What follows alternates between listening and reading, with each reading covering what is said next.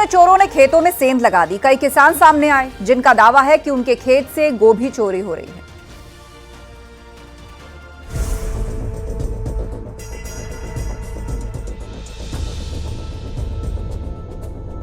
चोरी की कई घटनाओं के बारे में आपने सुना होगा, लेकिन हापुड़ में किसानों की फसल चोरी करने का सनसनीखेज मामला सामने आया है। खेतों में बंद गोभी की फसल तैयार है, लेकिन किसान परेशान है क्योंकि उनका दावा है कि खेतों से लगातार गोभी चोरी हो रही है। दावा है कि रात के अंधेरे में चोर आते हैं और बंद गोभी चुरा ले जाते हैं। अब तक लाखों की गोभी चुराने की बात हो रही है, लेकिन चोरों का कोई सुराग अभी तक नहीं मिल पाया। मामला हापुड़ देहात थाना क्षेत्र के मंसूरपुर इलाके का है। किसानों के मुताबिक पिछले 20 दिनों से लगातार बंद गोभी की चोरी हुई है। दावा है कि अब तक 2.5 से 3 लाख रुपए की बंद गोभी चुराई जा चुकी है। किसानों का कहना है कि पुलिस से भी शिकायत की जा चुकी है, लेकिन अभी तक कोई ठोस कार्रवाई नहीं हुई। किसानों को समझ नहीं आ रहा कि वो कैसे अपनी गोभी को सुरक्षित रखें। चोर ले जाते हैं काट कर रात को, और जो अपना हम बताओ, हम दिन में काम करें, हम रात को क्या रखवाल करेंगे। तो आते हैं, कभी कभी चक्कर मार जाते हैं। कितनी बार अब तक फसल चोरी होगी? 5-6 बार होगी।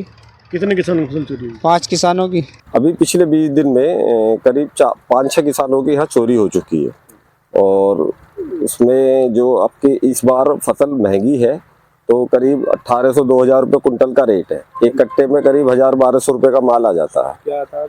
बंदा और फूल गोभी दोनों की चोरी हुई है। यहाँ पर बंदे की ज्यादा हुई है, फूल गोभी की कम हुई है।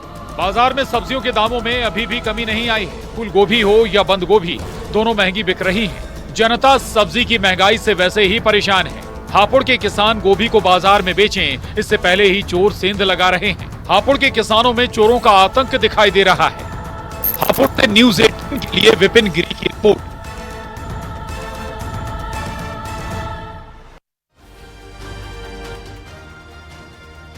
बरेली में एक नवविवाहिता की मौत हो गई और दावा है कि गीजर की गैस लीक होने की वजह से उसकी जान गई है। पुलिस भी मामले की जांच कर रही है।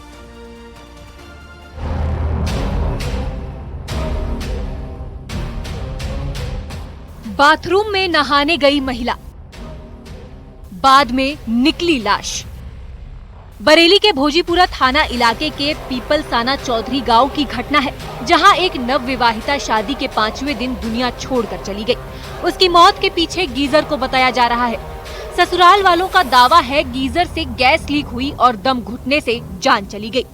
ससुराल वालों के मुताबिक उनकी बहू दामिनी बाथरूम में नहाने गई थी। उसे बाथरूम में काफी देर हो चुकी थी।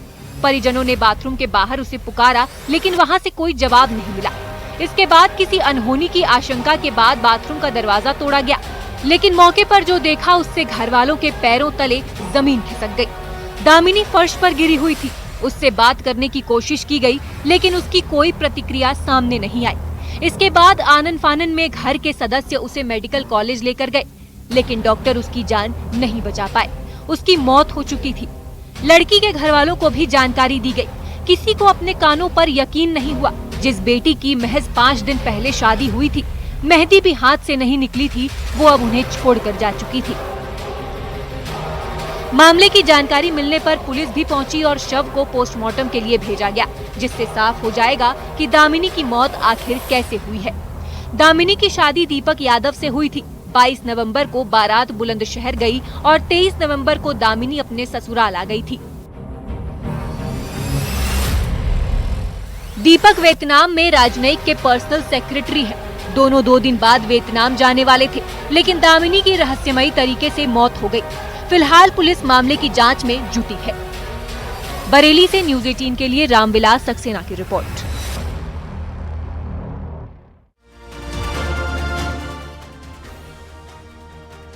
गाजियाबाद में एक परिवार को उसका लापता बेटा सालों बाद मिला। घर वाले तो उसके आने की उम्मीद तक छोड़ चुके थे, लेकिन बेटे के आने के बाद अब घर में खुशी का माहौल है।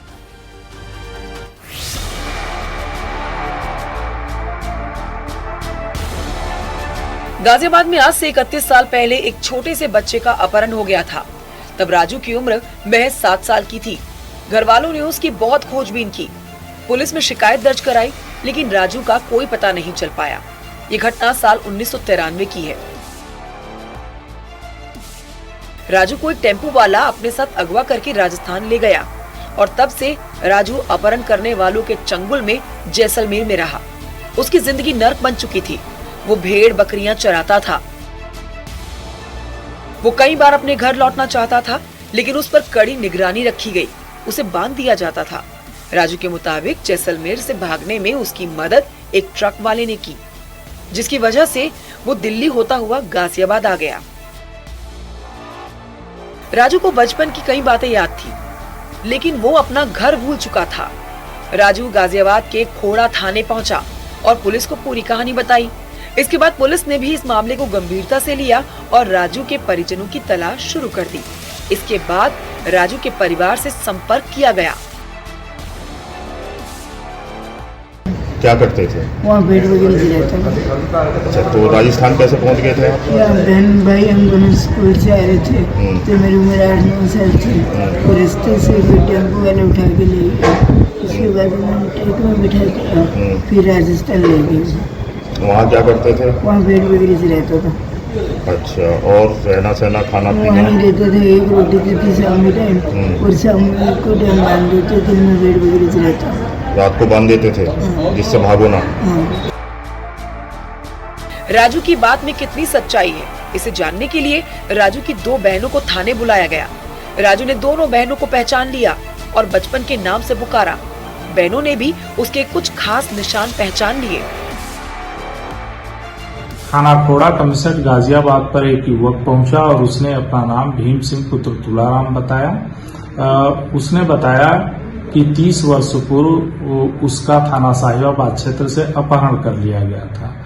थाना खोड़ा पुलिस टीम द्वारा जब इसके संबंध में जानकारी किया गया तो पता चला कि 30 वर्ष पूर्व थाना साहिबाबाद क्षेत्र में इस संबंध में अभियोग पंजीकृत हुआ था। उससे पूछताछ के आधार पर उसके परिजनों का पता लगा करके युवक को उसके परिजनों से मिलवा दिया गया है। राजू की मां तो उम्मीद छोड़ चुकी थी कि कभी उनके बेटे से दोबारा मुलाकात हो पाएगी। राजू के घर लौटने से उसके परिवार वाले बेहद खुश हैं। मां की आंखों में खुशी के आंसू हैं। 3 महीने से गुजारे हैं। और मरना भी चाहे सब पूछे पर मरे नहीं हम। मुझे तो इसके बगैर कुछ भी नहीं दिखाई दिया घर में। 3 लड़की थी, 2 उनकी शादी हो गई, 1 बैठी हुई है। और जब आज कल से परसों से मुझे मिला है, मेरे दिल शांति है और मेरे घर आ गया तो मुझे बड़ा रोना आता है। मैंने बड़े दुखन छुपाया। पुलिस का कहना है कि राजू अभी सहमा हुआ है। थोड़े दिन बाद सामान्य होने पर उससे पूछताछ होगी और आरोपियों का पता लगाकर सख्त एक्शन लिया जाएगा। गाजियाबाद से न्यूज़ 18 के लिए अमित राणा की रिपोर्ट।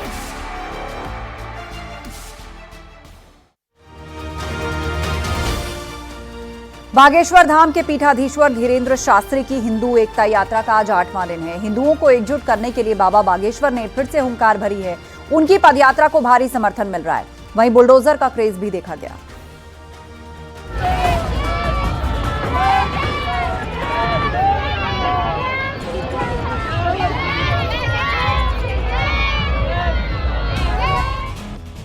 जहां तक नजर जाएगी वहां तक सिर्फ भगवा झंडा ही लहराता दिखेगा। ये बाबा बागेश्वर धाम के पीठाधीश्वर पंडित धीरेन्द्र शास्त्री की यात्रा में उमड़ा जन सैलाब है। बाबा बागेश्वर ने हिंदुओं को जगाने की जो अलग का संकल्प लिया है, ये उसका असर दिख रहा है। अजमेर शरीफ की जो दरगाह है उसके सर्वे के लिए अनुमति दे दी गई है। हिंदू पक्ष की याचिका स्वीकार कर ली गई है। आई हो मैं आपको और आपकी पूरी टीम को, संपूर्ण दर्शकों को जो सत्य हो वो दिखना चाहिए, यथार्थ है वो दिखना चाहिए। ये भी कहा जा रहा है आप इसके बाद और भी यात्रा प्लान कर रहे हैं, किस तरह की यात्राएं कुछ होगी? ऐसी ही यात्राएं देश को जगाने के लिए, राष्ट्रभक्ति बढ़ाने के लिए, हिंदुओं को एक करने के लिए, ऐसी ही यात्राएं। अरे दादाजी को बुलाओ तो आप बांग्लादेश को लेकर हमेशा चिंतित रहते हैं। अभी हाल ही में खबरें आ रही, हिंदुओं को जेल में डाला जा रहा है, धर्मगुरुओं को जेल में डाला जा रहा है बांग्लादेश में। भारत के मुसलमानों को बांग्लादेश के लिए अपील करनी चाहिए। जैसे यहाँ हिंदुओं के पास वो सुरक्षित हैं, बांग्लादेश में हिंदू सुरक्षित रहें। यूपी में अपराधियों पर नकेल कसने के लिए सरकार ने बुलडोजर का इस्तेमाल किया था। वहीं बाबा बागेश्वर की पदयात्रा में भी बुलडोजर का जबरदस्त क्रेज देखा जा रहा है। देखिए, ये वो बुलडोजर है जिसने अपराधियों पर प्रभावी कार्रवाई की, जिसके चलते इस पूरी पदयात्रा में बाबा का बुलडोजर सबसे अनोखा और आकर्षक का विषय है। पदयात्रा में शामिल होने वाले भक्त इस पदयात्रा का स्वागत बुलडोजर से भी कर रहे हैं। वो बुलडोजर है जिसमें यूपी में अपराधियों की कमर तोड़ रही है। पंडित धीरेन्द्र शास्त्री के समर्थक बुलडोजर पर सवार होकर पहुंचे। बाबा बागेश्वर की मुहिम को लगातार समर्थन मिल रहा है। वो लोगों में जोश भर रहे हैं। बुलडोजर बाबा का तो जलवा अपना है ही, और बाबा जी ने जो हिंदू एकता के लिए जो हम सब लोगों का गठन किया है वो एक नंबर का काम किया है। जब हिंदू हम लोग इकट्ठे होके उनके साथ खड़े हुए हैं। आज जय श्री राम। और यह उत्साह और जोश बता रहा है कि जो पदयात्रा हमको लेकर के जो पंडित धीरेन्द्र शास्त्री ने सोचा था, जो मुहिम चलाई थी, उसकी असर जमीनी दिखाई दे रहा है। इसके अलावा वो परिकल्पना हिंदू राष्ट्र हिंदू एक होने की साकार होती हुई भी दिखाई दे रही है। झांसी के बरौआ सागर कस्बे में जैसे ही बाबा बागेश्वर की पदयात्रा पहुंची, नेशनल हाईवे के दोनों तरफ बड़ी संख्या में भक्त पहुंचे। लक्ष्मण और सीता मैया के साथ साथ हनुमान जी के रूपधारी जो भक्त हैं वो इस यात्रा को सफल बना रहे हैं। पूरा राम परिवार इस यात्रा की आकर्षण का पूरा केंद्र है। आप देख सकते हैं कि इस पूरे प्रभु श्री राम के पूरे परिवार को कितना समर्थन मिल रहा है। बाबा बागेश्वर की यात्रा अंतिम दौर में है, जिसका ओरछा में जाकर समापन होगा। झांसी से न्यूज़ 18 के लिए अश्विनी मिश्रा की रिपोर्ट।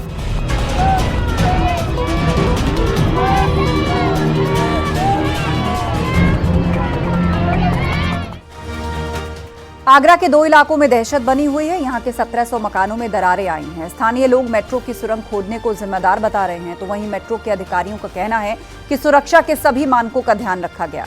कई पुराने मकान हैं जिनमें पहले से दरार आई हुई है।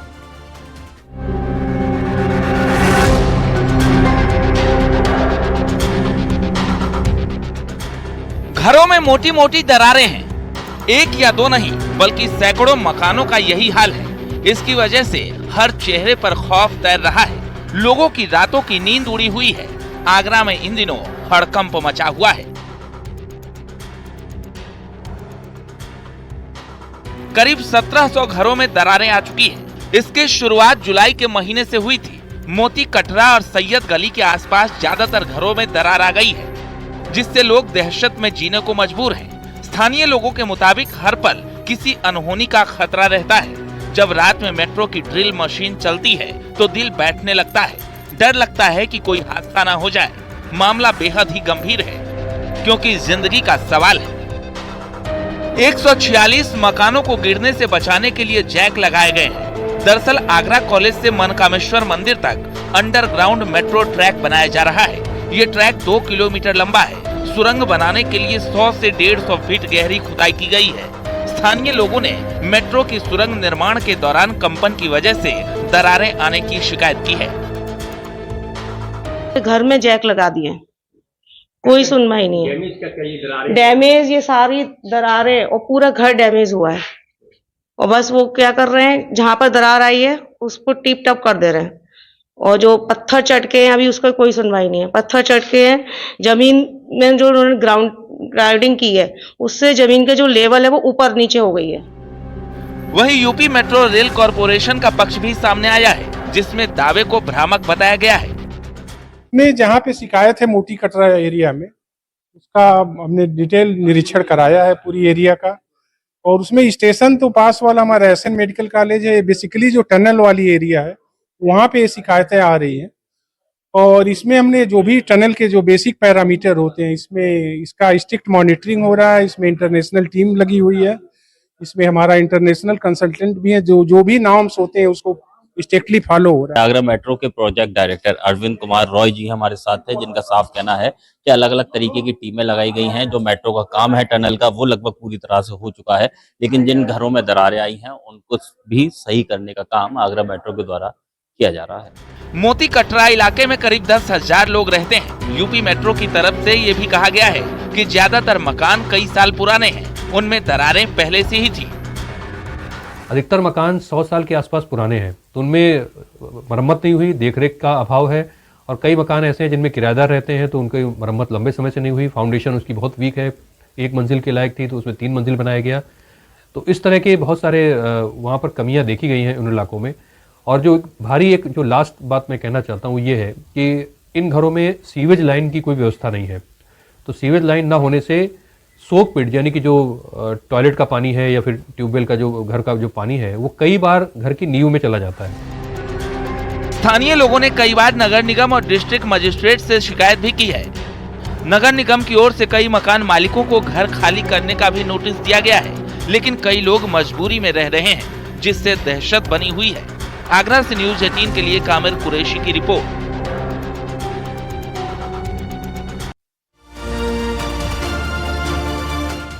कन्नौज के जेल के बाहर से एक वीडियो सामने आया है जिसमें एक शख्स डांस करता हुआ दिख रहा है। पुलिस वाले भी उसका डांस देख रहे हैं। पूरा मामला क्या है आपको दिखाते हैं।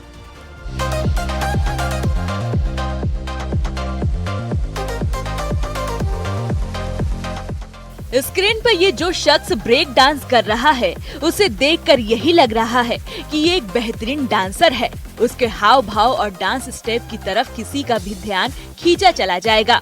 तो क्या ये शख्स रील बना रहा है? क्योंकि उसके आसपास तो कई पुलिसकर्मी खड़े हैं जो इसका डांस देख रहे हैं।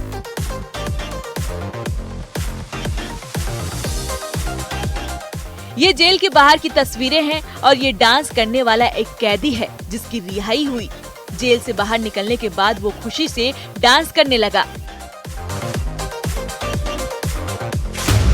संविधान दिवस के मौके पर कन्नौज जेल से 2 कैदियों को रिहा किया गया।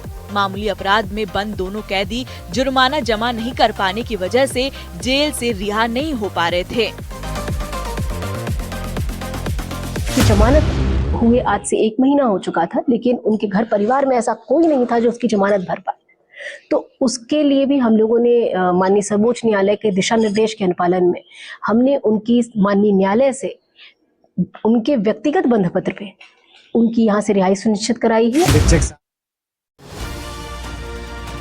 चित्रकूट में सीएम ने विकास कार्यों की बैठक की। चित्रकूट के दौरे पर सीएम योगी ने कहा, चित्रकूट सनातन धर्म का पौराणिक तीर्थ स्थल है। वनवास काल में श्री राम ने कई साल यहाँ बिताए।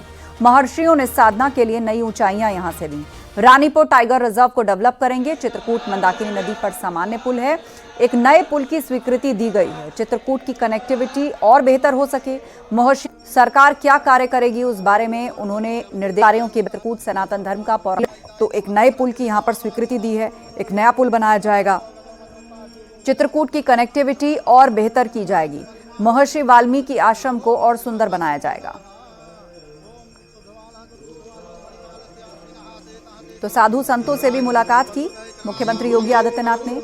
मंदिर में उन्होंने पूजा की और उसके बाद गंगा आरती भी की।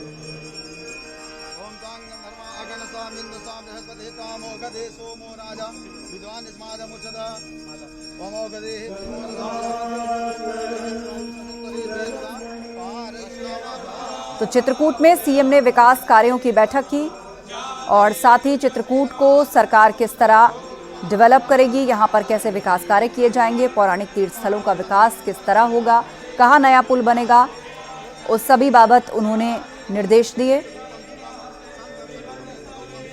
इस बीच उन्होंने संतों से भी मुलाकात की है। मंदिर में पूजा अर्चना की उन्होंने और उसके बाद गंगा आरती में भी सीएम शामिल हुए।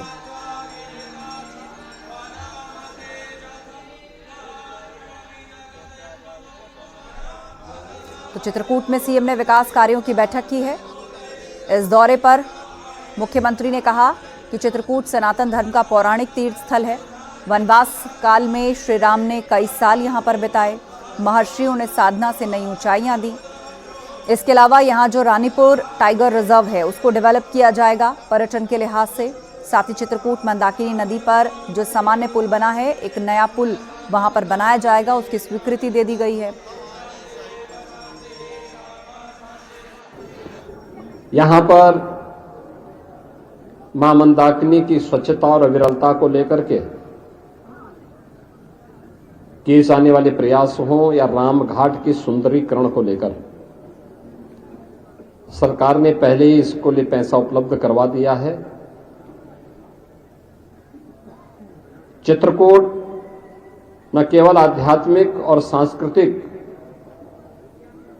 विकास के नए सोपान को छुएं, बल्कि भौतिक विकास के भी अच्छे कार्य यहां पर हों, देश और दुनिया की कनेक्टिविटी अच्छी हो, एयरपोर्ट यहाँ पे बन के तैयार है। अभी 19 सीटर का विमान यहाँ पे सप्ताह में 4 दिन आता है और हम उस एयरपोर्ट को थोड़ा लंबा बना रहे हैं जिससे इसमें बड़े विमान भी उतर सके। बड़े विमान उतरने का मतलब दिल्ली से, लखनऊ से, अयोध्या से, वाराणसी से और देश के अन्य भागों से वायु सेवा सीधे चित्रकूट से जुड़ेगी।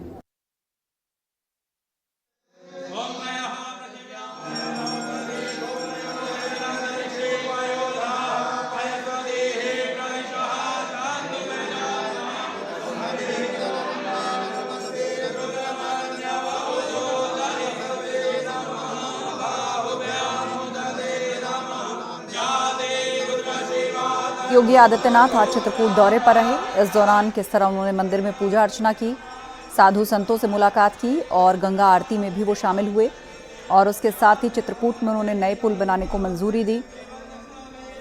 यहाँ के टाइगर रिजर्व को और डेवलप किया जाएगा। महर्षि वाल्मीकि से जुड़े हुए जो तीर्थ स्थल हैं उनको विकसित किया जाएगा। चित्रकूट वो जगह है जहाँ वनवास के दौरान श्री राम ने काफ़ी समय बिताया था,